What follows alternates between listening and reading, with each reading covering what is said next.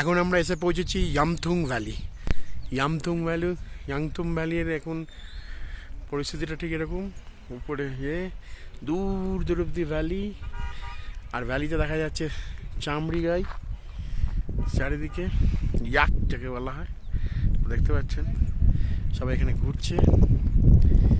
এই বিস্তারিত ভ্যালি, দূর দূর অব্দি ভ্যালি দেখা যাচ্ছে। এখানেও কিছু বসতি আছে, এই যে রোডোডরেন্ট ফ্লাওয়ার্স, এই ভ্যালির বৈশিষ্ট্য।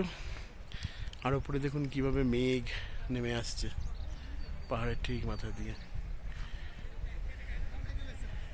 এই হলো আমাদের ইয়ামথুং ভ্যালি। ইয়ামথুং ভ্যালি অদ্ভুত সুন্দর, ওখান দিয়ে জল বয়ে আসছে, ঝর্ণার জল ওখান থেকে আসছে, পুরো ব্যাপারটা এরকম।